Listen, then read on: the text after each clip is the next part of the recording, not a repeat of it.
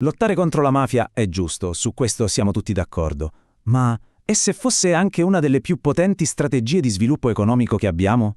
Eh sì, oggi guardiamo un po' di dati e cerchiamo di capire che cosa succede sul serio quando lo Stato decide di intervenire pesantemente. Ok, allora la domanda che ci poniamo è esattamente questa. Per un sacco di tempo le risposte sono state, un po' vaghe, no? Basate su sensazioni, su si dice che. Ma adesso le cose sono cambiate.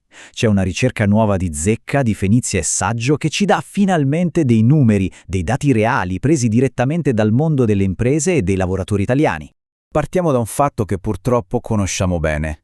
Dove arriva la mafia, l'economia soffoca. È come se mancasse l'aria. Le aziende che vogliono lavorare onestamente vengono schiacciate, la concorrenza non esiste più, è tutta una farsa, e chi vorrebbe investire scappa. Questo, in poche parole, è il danno economico della criminalità, un vero e proprio freno a mano tirato sull'economia di un territorio. Però attenzione, lo Stato non sta a guardare. Ha uno strumento potentissimo, forse uno dei più incisivi che esistano a livello istituzionale per combattere questo problema. E adesso vediamo esattamente di cosa si tratta. Stiamo parlando dello scioglimento dei consigli comunali per infiltrazione mafiosa. Sembra un nome complicato, ma l'idea è semplice e direi brutale. Quando si scopre che la politica locale e la criminalità sono, un po' troppo amiche, il governo centrale fa tabula rasa. Via il sindaco, via la giunta, via tutti. E al loro posto arrivano dei commissari esterni. L'obiettivo è uno solo: tagliare di netto quei legami malati e far ripartire la macchina comunale su basi legali. E sia chiaro, non è una cosa che si fa alla leggera. C'è una procedura molto precisa, proprio per evitare qualsiasi abuso. Funziona così. Primo, il prefetto fa un'indagine. Se trova qualcosa che non va, secondo, il governo a Roma scioglie il consiglio e manda i commissari. Terzo, questi commissari governano per un periodo, di solito un paio d'anni, e poi, solo poi, si torna a votare. E qui arriviamo al punto centrale, la domanda da $1 milione. Ma sta roba funziona? Ha un effetto reale? I numeri che stiamo per vedere diciamo che parlano da soli e sono la risposta più netta che si sia mai avuta. Partiamo con il primo dato. 9 anni dopo uno di questi scioglimenti, il numero di aziende attive in quel comune è cresciuto in media del 9,4%. Pensiamoci, vuol dire che l'aria è tornata respirabile per chi vuole fare impresa. E più imprese ovviamente significa più lavoro. Guardate qua, l'occupazione nel settore privato. Un balzo del 16,9%. Questo non è un piccolo aggiustamento, è un vero boom, è gente che trova un'occupazione. Ok, ma qualcuno potrebbe dire, magari è solo l'economia in nero che emerge. Giusto. Infatti c'è un dato che ci aiuta a fugare questo dubbio. I prezzi degli immobili industriali, cioè capannoni, uffici, aumentano del 15% e queste sono transazioni difficili da nascondere. Quindi, sì, la crescita è reale e solida. C'è un dettaglio fondamentale però. Quando arriva questa crescita? Non subito. All'inizio si vede un piccolo miglioramento, ma la vera svolta, l'accelerata, arriva dopo il terzo anno. E non è un caso, È proprio quando i commissari se ne vanno e si vota per una nuova amministrazione.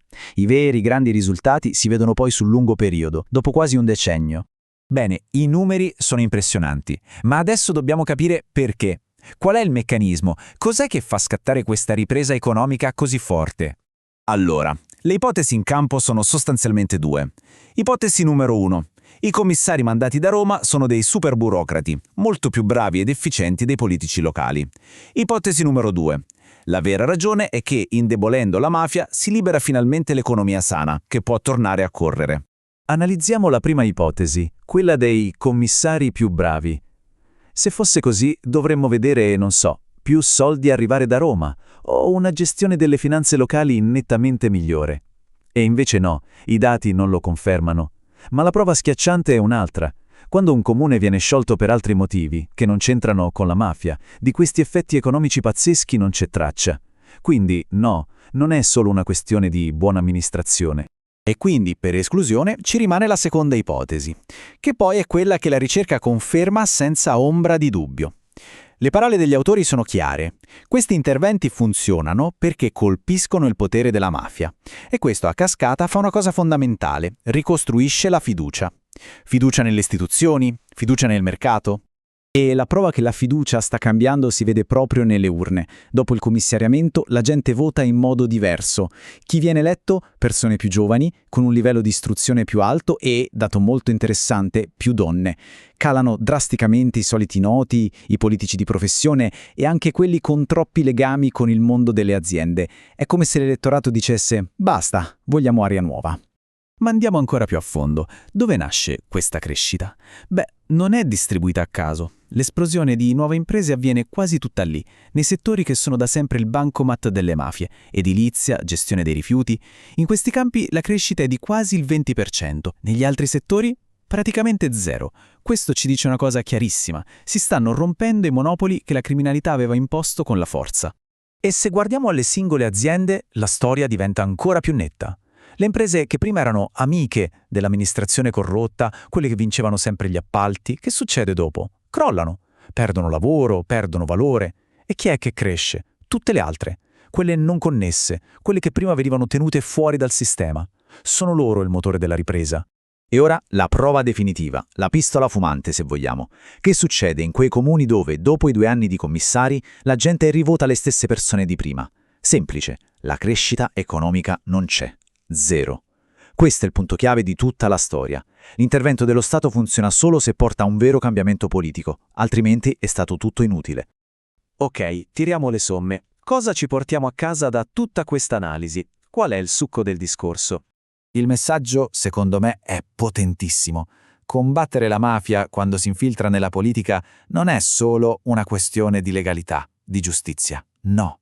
È una delle più efficaci politiche di sviluppo economico che esistano. Significa sbloccare il potenziale di un territorio, far nascere aziende, creare lavoro vero e dare un futuro a intere comunità. E chiudiamo con una domanda, una provocazione che lasciano aperta gli stessi ricercatori. Se questa politica è così dannosa per gli affari della mafia, come mai non vediamo più le bombe e la violenza degli anni 90? Forse hanno capito che lo scontro frontale con lo Stato alla fine non conviene, che è meglio mimetizzarsi, cambiare pelle.